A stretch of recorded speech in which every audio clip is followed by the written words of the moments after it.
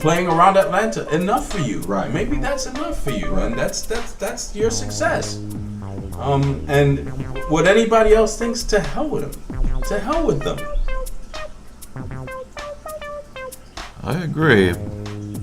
Now, may I call you out, Mr. Lou? Sure. Since we're on this subject, Sure.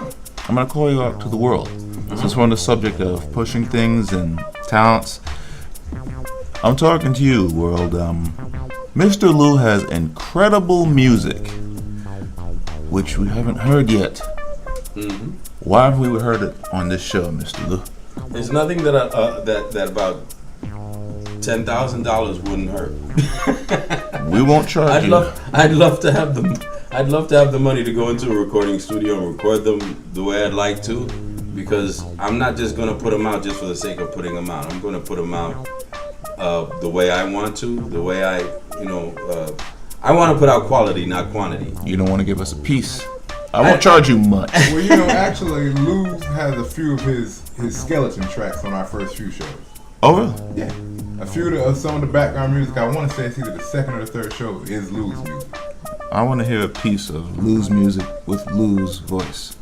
Well, that's gonna come on. We're gonna do some of that on the show. We were gonna play some of our stuff, and we even wanted to bring his cousin and his brother in also. Okay. And, we want to bring everybody's talents in here, and anybody out there who's got something to bring to the table, come on and bring it. Truth be told, we love it. I was trying to give you a nudge.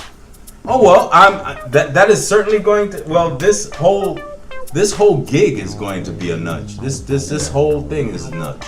And I seize Lou's talent because I've actually heard a recent track that Lou did with one of his old musician buddies, and I was blown away because I didn't know Lou. Because I'm a singer as well, but I didn't know Lou had the range that he has, and it blew my top as I was listening to it because I felt like I was listening to the Beatles. And when you meet Lou, you don't get that from him. He has a deep speaking voice like I do, but his range is amazing. So I guess to sum all this up, man, regardless of what you have going around, and everybody knows nobody can hurt you worse than the people close to you. Mm-hmm. But I am a testament to that. Man, you got to keep pushing forward. If nobody's going to believe in you, you have to. Yes. And I think that's a part of being successful. You have to get to that point to, regardless of what's going on around you, you believe in yourself. Because nobody ever anymore would deter my confidence.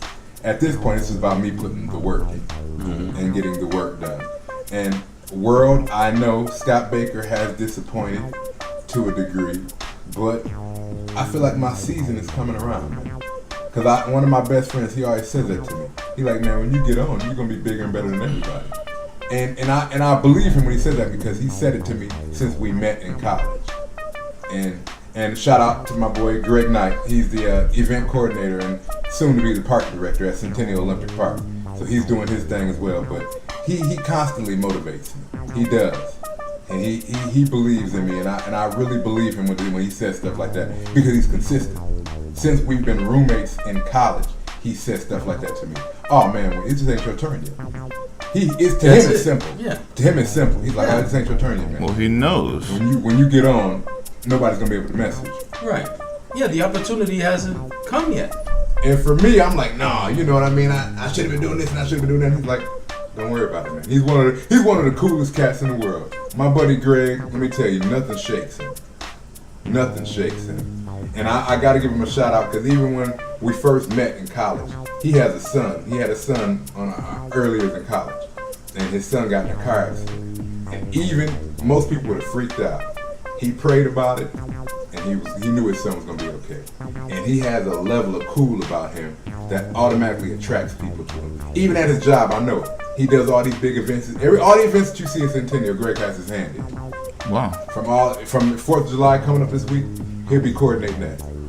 And he has such a level of cool. This past year, he coordinated the Final Four down in New Orleans. People don't know that. But he just has such a level of cool and such a business sense about him. People know he's gonna get it done. It's like, oh, yeah, Greg got it. And that drew us together because my work ethic and his level of cool, the mixture is just bananas. And don't get me wrong, he's an extremely hard worker. because we had our own company in college and we did everything on campus. There was not an event that happened on campus that we didn't have our hand in. That was the gentleman you were talking about when you told us the story. Absolutely. The people who are good make it look easy. Yeah, and Greg is definitely one of those people. Yeah. If you go to Centennial, you'll just see him sitting in the background with his hands in his pocket. You know what? That answers the question. Getting out of this slump. Surrounding ourselves with motivating people. Right. Rather than people walking around telling you, aren't you jealous? Aren't you jealous? Why aren't you? All of those are just negative. And if you notice, people who are successful, quote unquote successful, or are happy in their lives, they're surrounded by people who are constantly building them up. Exactly. They're constantly feeling their support. And sometimes you have to get rid of the people who are doing it, even if they're the closest people to you. Yeah, you gotta know how to distance yourself, and that doesn't mean completely cutting them off, but you have to keep them at arm's distance. You have to know when and when not to, especially with certain relationships. Certain relationships can just be toxic. Basically, it's like trying to get in shape, but the cupcake looks tasty. Yeah, it's like Can't somebody eat like, it. oh man, you can work out, but you can eat this cupcake too. Yeah. So you're trying to lose weight or something, and somebody's constantly shoving cakes and candies in your. Oh, come on! If you just have one, it's not gonna hurt you. You know, you're gonna want that person who around you is gonna be like, oh, okay, let's go have a salad together. Oh, let's go work out together.